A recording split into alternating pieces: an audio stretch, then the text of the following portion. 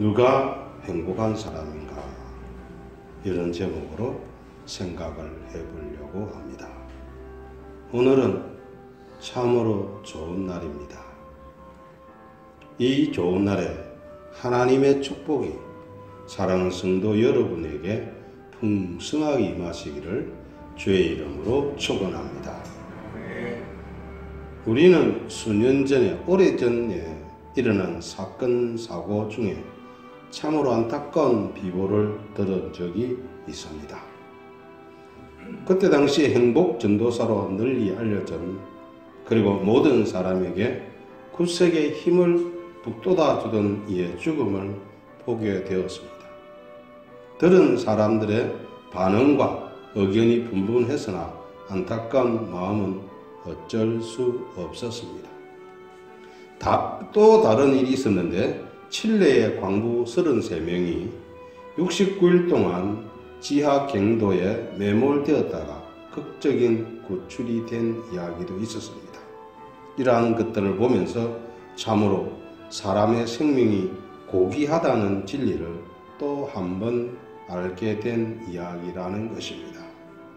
이러한 사건과 일들을 보면서 행복한 사람들은 어떤 사람일까? 라는 생각이 들었습니다.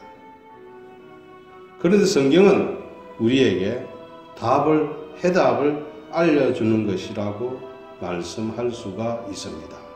성경에 해답이 있다라는 것입니다. 예수에게 답이 있다는 걸 믿으시기를 바랍니다. 이 세상의 해답은 예수님입니다. 예수 그리스도가 우리의 해답인 줄로 믿습니다. 그럼 오늘은 참으로 좋은 날이라는 것입니다.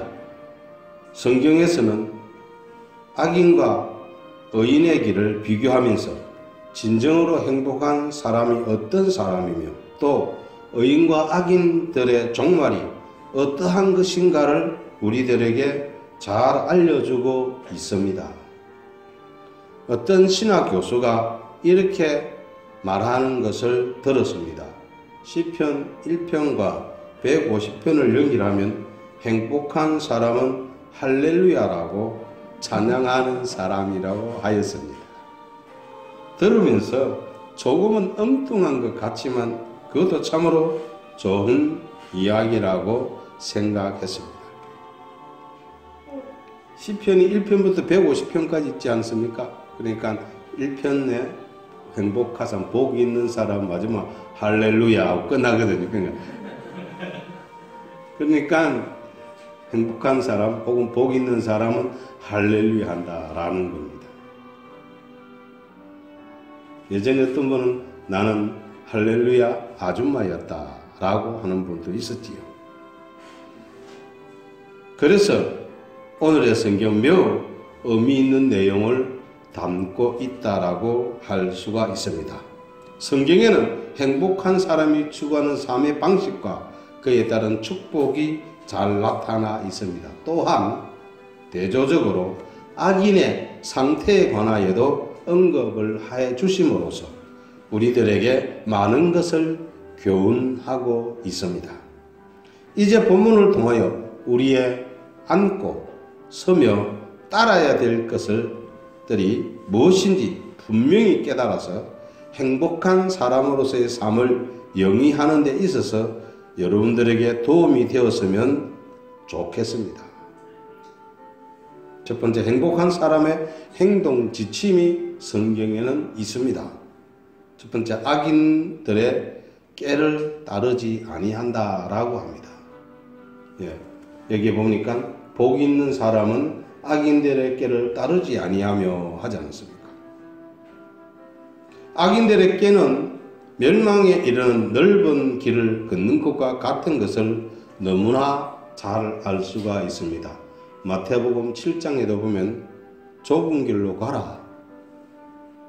넓은 길은 사람이 찾는 사람이 많은데 필경은 죽음의 길이라고 말씀해 주고 있습니다. 다른 사람이 다 가는 길을 가지 말라는 거지요.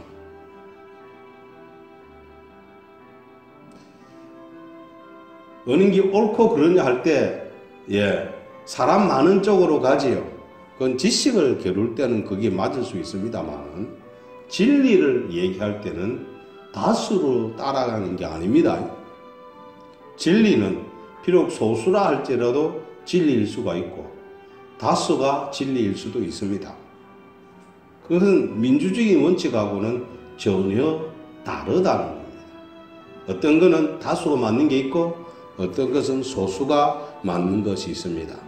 예전에는 대를 위하여 소를 희생해라 라고 하였습니다. 하지만 그것은 맞을 수도 있고 안 맞을 수도 있다는 겁니다. 그것은 전제적인 나라에서, 전체주의적인 나라에서 하는 말들이었지요. 우리가 어릴 때 자랄 때마다 대를 위해서 소는 희생해야 된다. 무시무시한 말입니다. 그 얘기가요. 사람의 생이 존귀하다는 걸 모르는 때에 일어나는 것이라고 할 수가 있는 겁니다. 사람의 생명이 존귀한 줄로 믿기를 바랍니다. 존귀하게 여기면 우리도 존귀한 존재로 대접받는 줄로 저는 믿습니다. 만약 존귀하게 여기지 않으면 그게 무슨 의미가 있습니까? 채식주의자들이 그러더라고요. 원래는 채식주의자가 아닌데 채식주의자가 돼야 되겠다고 합니다. 왜 그러냐고 물으니까 짐승들이 죽을 때 막 소리 지르고 그런 걸 보면서 안타까워서 그런다라고 하더라고요. 어떤 분은 하다가 건강 이상이 있어서 채식주의에서 다시 잡식으로 바뀌는 그런 일도 있다고 하더라고요. 그 얘기 들으면서 저는 이런 생각했습니다. 식물이 말 못한다고 말 못하는 거로 여기냐? 식물이 여기 자라는데 여기 사랑한다, 예수님 찬양하다 하면 잘 자라요. 근데 여기다가 막 욕을 하고 저주하면 막 말라 죽는다고 그러더라고요. 실험한 사람들이 저는 보진 않았고 얼마나 신빙성 있는지 모르지만 그럴 듯한 얘기예요. 그 무슨 얘기냐면 식물도 생명이라는 거예요. 그러면 사람은 굶어 죽어야 합니다. 맞지요? 먹을 게 없잖아요. 그런 거 따지면 하나님이 분명히 성경에 식물을 먹어라, 동물도 먹어라 하신 줄로 믿기를 바랍니다. 그래서 먹는 거예요. 그거 우리 먹이라고 주는 거지. 그걸 가지고 동물을 먹으면 뭐 어떻게 안 되니 해서 그럼 식물은 먹어도 된다고 얘기할 수 있습니까? 식물도 여러분 꽃을 탁 나무를 잘라 보십시오. 그게 막 진물이 나오지요. 그거 피해요. 사람으로 치면. 맞지요? 맞지 않습니까? 그럼 그 나무 죽어요. 딱 자르면가지고 들레무삼 나무가 죽지 삽니까? 짐승도 자르면 죽고 사람도 자르면 다 죽어요. 그러니까 다 생명이 있다는 겁니다. 사람은 성경대로 살아야 된다는 것을 믿기를 바랍니다. 그래야 행복하다는 얘기예요. 잠언 12장 2절에 선인은 여호와께 은총을 받으려니와 악을 꾀하는 자는 정죄하심을 받으리라고 하였습니다. 악인들은 악한 꾀를 도모하여 따라가고 그 결국은 범죄함으로 인하여 정죄를 당하게 된다고 선포하고 있다는 것을 믿으시기를 바랍니다. 그러니까 선인은 은총을 받아요. 선인이 착한 사람의 뜻입니다. 선한 사람은 하나님이 착하게 해서 여긴 착한 사람 복 준다는 거예요. 일반 어떤 윤리에 전혀 성경이 아니라고 말하지 않습니다. 착한 사람은 잘 되고 악한 사람 망한다고 성경은 이야기하는 줄로 믿기를 바랍니다. 착한 사람은 여호와께 은총을 받는다고 했어요. 착하게 살면 우리나라 속담에도 착한 것은 좋은 것이 있고 악한 것은 문제가 생긴다고 그러잖아요. 똑같은 얘기예요. 두 번째, 죄인들의 길에 서지 않습니다. 또한 행복한 사람들은 죄인들의 길에 서지 아니합니다. 악인들이 불의하고 부도덕한 자라면 죄인이란 하나님의 뜻을 따라 행하지 않고 고의적으로 하나님의 뜻을 거부하고 침범하는 자들입니다.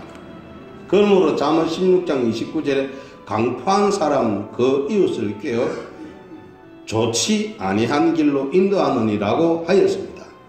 죄인들이 서는 길이란 착한 길이 아니라는 것입니다. 악한 길이라는 거요. 못된 길이라는 거요. 흉악한 길이라는 거요. 잠언 2장 13절에도 이 무리는 정직한 길을 떠나 어두운 길로 행하며 라고 하였습니다. 죄인들이 가는 그 길은 스스로가 무엇이라고 표현해도 상관없이 어두운 길이라는 것인 줄로 기억할 수 있으면 좋겠습니다. 어두움의 길이에요. 캄캄한 길이에요. 좌우가 분별이 안 됩니다. 잠언 14장 12절에 어떤 길은 사람의 보기에 바르나 필경은 사망의 길이라 라고 하였습니다. 죄인들은 자신들의 길이 옳다고 강변하고 부추깁니다. 하지만 결국에는 사망에 이르는 길인 것을 우리는 기억해야 될 줄로 믿습니다. 그러므로 행복한 사람은 하나님을 경외하는 의인으로서 여호와께서 미워하시는 악인들의 길에 서지 아니고 을을 따라 살며 선한 길로 살아가는 길을 택하고 실행하는 줄로 믿습니다. 그거 실행해야 돼요. 세 번째는 오만한 자의 자리에 앉지 않습니다. 오만한 자리는 사탄의 나라에서 얻던가는 자리라고 합니다. 사탄이 왜 사탄 됐어요? 교만해서 그래요. 오만해서. 이사야 14장 12절에 그 말씀 나오죠. 내가 북극성 위에 지극히 높은 자와 함께 비기리라. 대보겠다는 거지요. 지극히 높으신 이가 누굽니까? 하나님이잖아요. 하나님과 누가 높은 거 매보자 하는 말이에요. 그게 오만한 거예요. 오만은 하나님을 거역하고 업신여기는 일로서 하나님을 믿지 아니하는 죄인들이 가장 범하기 쉬운 죄악입니다. 시편 5편 5절에 보면 오만한 자들이 주의 목전에 서지 못하리이다. 주는 모든 행악자를 미워하시며 라고 하였습니다. 오만한 자들은 주의 목전에 주님의 눈앞에 설 수 없다라는 사실을 아시기를 바랍니다. 못 서요. 그냥 죽어버려요. 망한다라는 뜻이에요. 오만한 자리에 앉지 마시기를 바랍니다.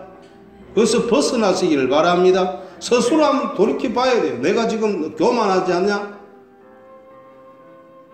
교만은 패망의 선봉이요 넘어짐이 앞잡이라고 한 줄로 여러분 기억하기를 바랍니다. 이사야 37장 29절에 보면 내가 나를 거슬러 분노한가 내 오만함이 내 귀에 들렸으므로 내가 갈고리로 내 코를 꿰며 재갈을 내 입에 물려 너를 오던 길로 돌아가게 하리라 하셨나이다 라고 하였습니다. 이 말씀은 히스기야 시대에 이스라엘을 공격해온 아수르의 산헤립 왕의 말에 대한 하나님의 징벌을 말씀하고 있는 것입니다. 산헤립이 어찌 됐지요? 하나님이 천사로서 한번 칼을 휘두르니까 그날 밤에 18만 5천 명이 전멸해 버렸어요.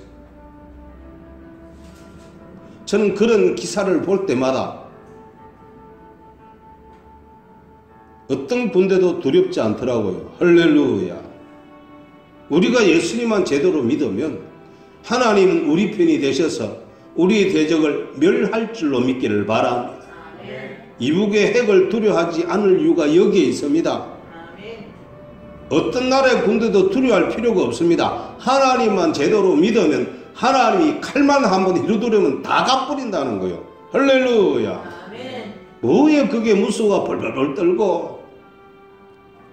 물론 신형 무기 필요하지만 그보다 더 중요한 무기는 예수님을 믿는 믿음인 줄로 믿기를 바랍니다.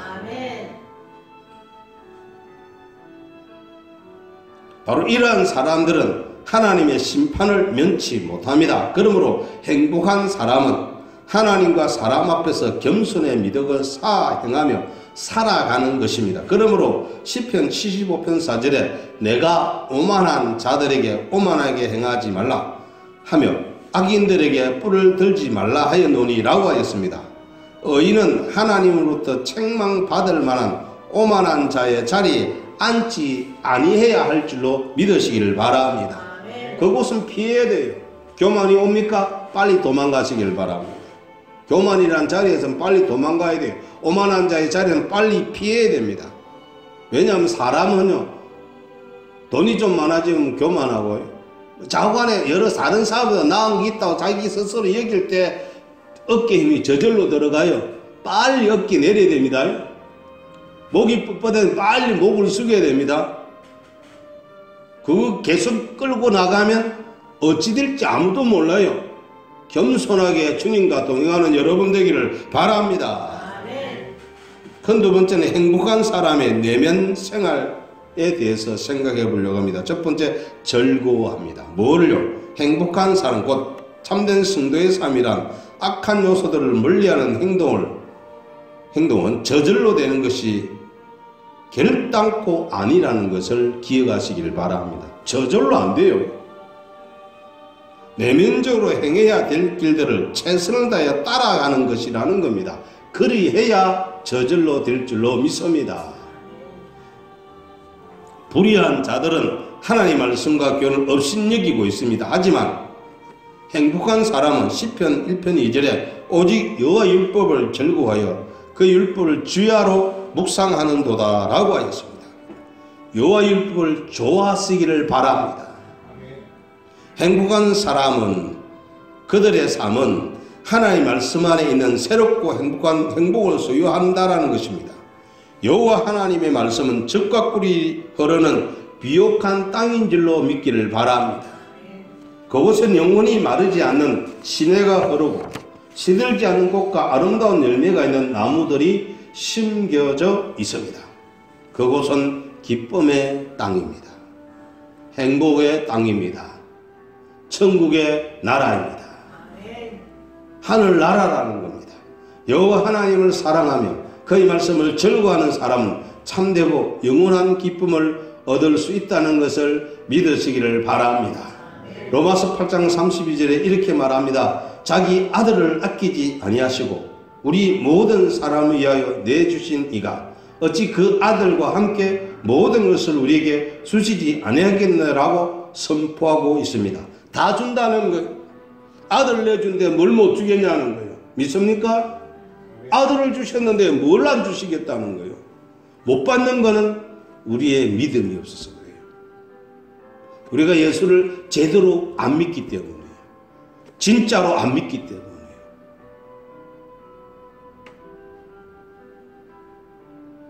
예수님을 진짜로 믿기를 바랍니다. 사실로 믿기를 바랍니다. 현존한 분으로 믿으시기를 바랍니다. 분명히 믿으시기를 바랍니다. 그래야 문제가 해결되고 행복하게 길로 걸어갈 줄로 믿으시기를 바랍니다. 이런 놀라운 은혜를 우리에게 선물해 주신 성도들의 하나님 아버지를 사랑하시기를 바랍니다.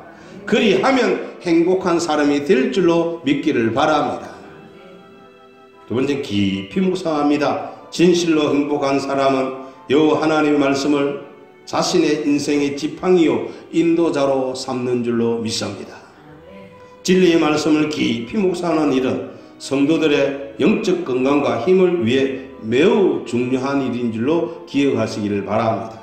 말씀을 깊이 묵상하고 생각하고 기도하는 것, 이것보다 더 좋은 일이 이 세상에 없어요. 말씀의 깊은 뜻을 연구하고 음미하며 더불어 그것을 찬양하면서 그 말씀을 살아가려고 노력하는 자는 진실로 행복한 사람인 줄로 저는 믿습니다. 여호수아 1장 8절에 이 율법책을 내 입에서 떠나지 말게 하며 주야로 그것을 묵상하여 그 안에 기록된 대로 다 지켜 행하라. 그리하면 내 길이 평탄하게 될 것이며 내가 형통하리라고 말씀하였습니다. 하나님 말씀을 주야로 묵상하여 그 기록한 대로 지켜 행하는 성도들의 길은 평탄하게 될 것이라고 성경은 정언하고 있는 줄로 믿으시길 바랍니다. 이 말씀을 그대로 믿어야 돼요. 이대로 믿으면 돼요. 해보면 돼요. 율법의 말씀대로 한번 해보세요. 안 되는가? 될 줄로 믿으시길 바랍니다. 그대로 살아보세요. 이것이 성경의 약속입니다. 진실하신 하나님의 약속입니다. 그리하면 시편 63편 5절에 골수와 기름진 것을 먹음과 같이 나의 영혼이 만족할 것이라. 나의 입이 기쁜 입술로 주를 찬송하되 라고 하였습니다. 곧 말씀 따라 사면 그 사람은 진실로 행복한 사람인 줄로 믿으시기를 바랍니다. 말씀 따라 살면요 길이 열려요. 누구는 그래요. 말씀 따라 어떻게 살아요? 해보지도 않고. 이스라엘도 못 사는데 우리가 어떻게 살아요? 에스겔서 36장에 답이 나와요. 하나님 우리에게 부드러운 마음을 주신다고 하셨어요. 할렐루야. 말씀을 따라 살아갈 수 있는 힘을 주신다고 하셨으니 믿으시길 바랍니다.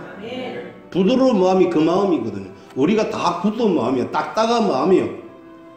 돌짝박 같은 마음이에요. 전혀 안 되는 마음이에요. 어떤 분이 예수님 믿을 때요, 믿는 순간에 자기 가슴이 쫙 하고 쪼개지는 소리를 들었대요. 바위보다 단단한 가슴이었거든요. 그 심장이었어요. 자기가 아는 철학에 딱 매여 있었어요. 근데 십자가의 복음이 들어오니 쫙 하고 째지더라는 거예요. 깨지더라는 거예요. 저도 여러분들이 그리 깨지는 경험들을 할 수 있기를 바랍니다. 깨져야 돼요. 계속 우리는 지금 안 깨지려고 하는데 깨지자 될 줄로 믿기를 바랍니다. 그리만 되면 이런 사람들 요한복음 15장 7절에 너희가 내 안에 거하고 내 말이 너희 안에 거하면 무엇이든지 원하는 대로 구하라 그리하면 이루리라. 믿습니까? 지금 말씀 묵상을 해봤어요. 너희가 내 안에 거하고 내 말이 너희 안에 거하면 무슨 말씀이지? 너희가 내 안에 거하고 우리가 어떻게 예수님 안에 거할 수 있을까? 내 말이 내 안에 거하면 예수님 말씀이 어떻게 내 안에 거할 수 있을까? 이것만 되면 무엇이든지 원하는 대로 구하라 그리하면 이루리라. 근데 우리는 무엇이든지 원하는 대로 구하래 또 꼽혀버려요. 근데 안 돼요. 왜요? 앞에 전제 조건을 안 맞춰준 거예요. 전제 조건이 맞춰져야 원하는 대로 구하는 줄로 구하면 될 줄로 믿으시길 바랍니다. 전제 조건은 뭐예요? 뭡니까? 예수님 안에 거하고 말씀이 내 안에 거하는 말씀화된 사람, 성경화된 사람, 율법화된 사람, 예수화된 사람, 그리스도처럼 된 사람, 그 사람이지 않겠습니까? 이거 어려 보여. 해보세요. 해봅시다 한번. 해보고 이게 되려면 어떻게 돼요? 끊임없는 기도가 말씀 묵상이 있어야 될 줄로 믿습니다. 세 번째, 행복한 사람의 모습입니다. 첫 번째, 소망이 있습니다. 믿습니까? 소망이 있어요. 하나님의 말씀을 따라 사는 성도는 시냇가에 심은 나무와 같이 소망이 있습니다. 시냇가에 심은 나무가 뭐가 있어요? 소망이 있잖아요. 진실로 행복한 그 사람은 예레미야 17장 8절에 그는 물가에 심어진 나무가 그 뿌리를 강변에 뻗치고 더위가 올지라도 두려워하지 아니하며 그 입이 청청하며 가무는 해도 걱정이 없고 결실이 그치지 아니함 같으리라고 하였습니다. 한번 생각해봐요. 너무 놀라운 일 아닙니까? 물가에 심겨진 나무, 그런 나무는 더위가 올지라도 두려워하지 않는데, 맞잖아요. 더위 그거 와봤자지요. 물 잘 묻는데. 아침에 제가 운전하고 쭉 가보면요, 그 양산변에 보면은 그 여름 땡볕인데 꽃이 팔팔팔 올라온 게 쫙 싱싱해 살아가 있어요. 저는 왜 살가 있지? 알고 보니까 시에서 거기 물을 자동 공급하고 있더라고요. 아, 그거 보면서 이 말씀이 맞는 거예요. 할렐루야. 물을 공급하니까 거기 살아있는 거예요. 여러분도 물이 공급되면 살아나는데 그 물이 무슨 물이요? 하나님 말씀의 물인 줄로 믿으시기를 바랍니다. 우리 하나님은 당신을 물이라고 표현해 주셨어요. 나는 생수다. 믿습니까? 예수님이 당신이 생수라고 하셨어요. 생수라고 하셨기 때문에 이 생수에 우리가 들어가기만 하면, 먹기만 하면, 그 자리에 뿌리만 내리면 놀라운 이적들이, 놀라운 기적들이 여러분들에게 일어날 줄로 믿으시기를 바랍니다. 물가에 심겨진 나무는 그 뿌리를 강변에 뻗는 것과 같이 풍성한 생명력으로 가득 차게 된다는 겁니다. 가뭄으로 인해 모든 나무들이 시들고 메말라 간다고 하더라도 그는 하나님의 진리와 자비와 은혜의 신으로부터 충분한 수분과 영양을 공급받아 탐스러운 열매를 맺게 될 줄로 믿으시길 바랍니다. 자, 오늘날 경제가 어렵다고 그래요. 맞지요? 어렵지요?